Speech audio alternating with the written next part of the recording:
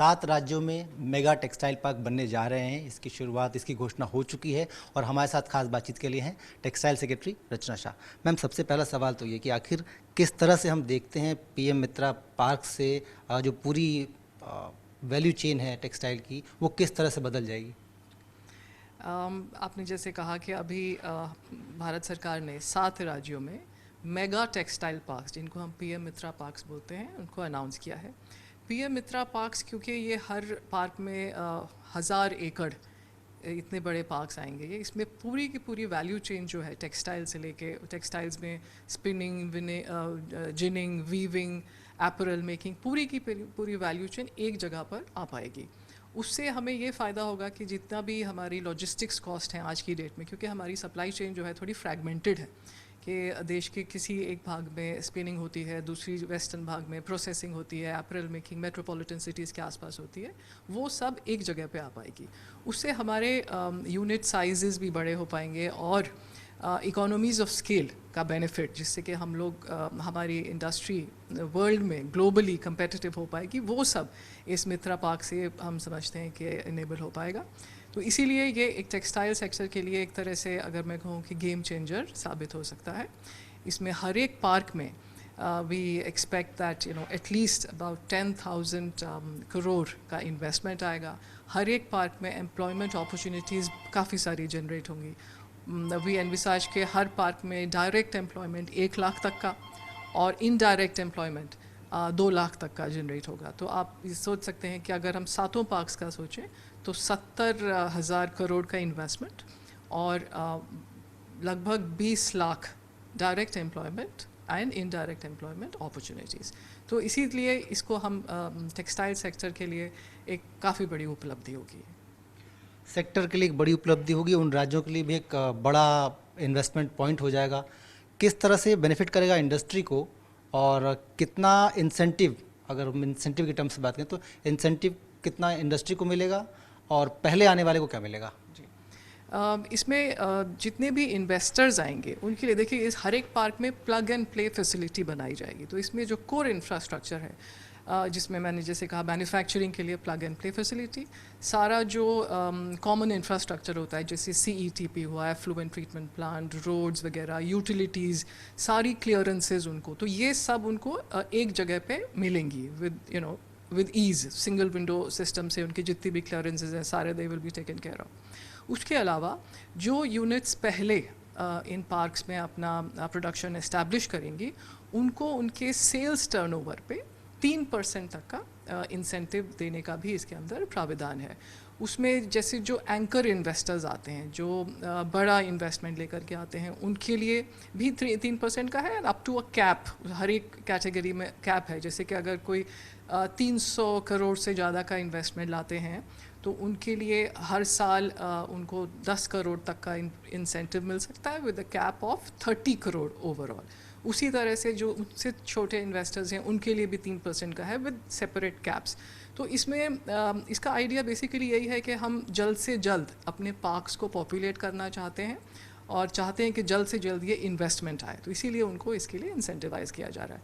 बाकी जैसे कि मैंने कहा कि उनको आकर के बस, क्योंकि ये प्लग एंड प्ले फैसिलिटी है, इंफ्रास्ट्रक्चर तैयार है, उनको आकर के अपना मैन्युफैक्चरिंग शुरू करना है। So it should be a big incentive for the industry to come to these parks. जब हम इस तरह की इंडस्ट्री लगा रहे होते हैं तो सबसे बड़ा जो थॉट प्रोसेस होता है वो शुरू होता है इनपुट कॉस्ट पे, इनपुट रॉ मटेरियल पे। रॉ मटेरियल देश में हम ज़्यादातर चीज़ों का इंपोर्ट ही कर रहे हैं। कई सारी चीज़ों पे ड्यूटी की बात हो रही है, कई सारी चीज़ों पे, जैसे कॉटन की बात करें अगर, तो कॉटन का प्रोडक्शन इस साल कुछ कम हो सकता है मौसम और बाकी जो चीज़ें हैं उसकी वजह से। क्या उस तरह के रॉ मटेरियल की अवेलेबिलिटी प्रॉपर हो, उसको लेकर भी हमारी कोई सोच है इसके लिए? तो जैसे इंडिया में नेचुरल फाइबर में तो हमारी मतलब हमारी स्ट्रेंथ रही है, क्योंकि we are one of the biggest producers of cotton. We are the second largest silk में, जूट के हम लार्जेस्ट प्रोड्यूसर हैं। तो नेचुरल फाइबर्स में हमारा एक नेचुरल एडवांटेज रहा है। Even in man made fibre we are the second largest producer in the world. But आपने ये ठीक कहा कि अभी भी हमको अपनी ज़रूरत के लिए कुछ इंपोर्ट्स करने पड़ते हैं, स्पेशली जो हाई ग्रेड कॉटन है या दूसरे सिंथेटिक फाइबर्स वगैरह भी।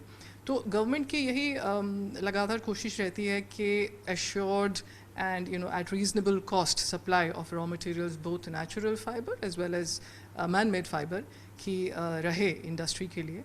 और उसके लिए जो भी इंटरवेंशन ज़रूरी हैं वो हम करते हैं.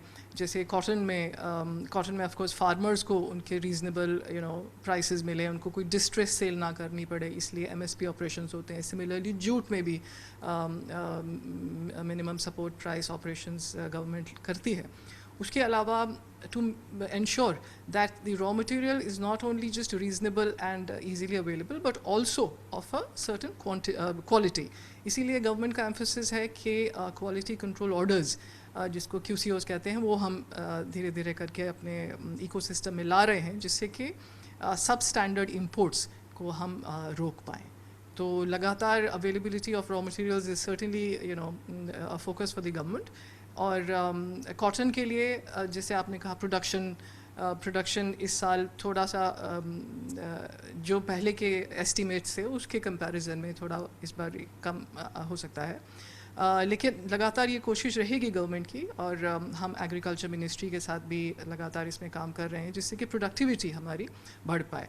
तो ELS कॉटन के लिए जैसे अब जितनी हाई डेंसिटी क्रॉपिंग है और जो मॉडर्न एग्रोनॉमिक प्रैक्टिसेस हैं उनको यूज़ करके प्रोडक्शन बढ़ाया जाए, इस पर भी बहुत जल्द एक प्रोजेक्ट शुरू किया जाएगा. तो उम्मीद करती हूँ कि 1-2 सीज़न में हम इसका अच्छा रिजल्ट देख पाएंगे.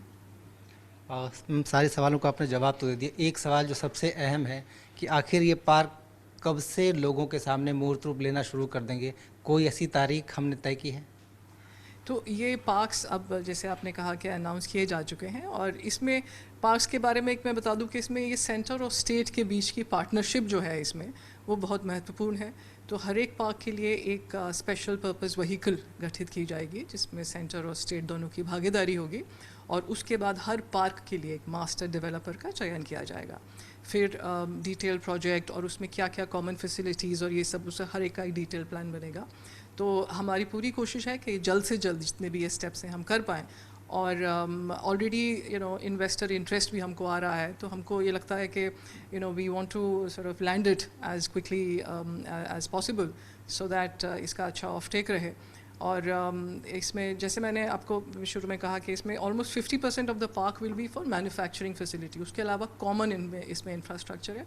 साथ में जैसे जो लेबर आएगा उसके लिए रहने के लिए वर्किंग हॉस्टल अकोमोडेशन और हाउसिंग रीजनेबल कॉस्ट पे, स्कूल्स का उस तरह की फैसिलिटी भी इसमें रखी जाएगी, वेलफेयर रिलेटेड जो है. तो मैं बस अभी यही कहना चाहूँगी कि बहुत जल्द हम इनका फॉर्मल जो प्रोसेस है उसको शुरू कर देंगे, हर एक स्टेट की कन्वीनियंस के हिसाब से. Formal launch and then we start with, as I said, the formation of the SPV and the selection of the master developer.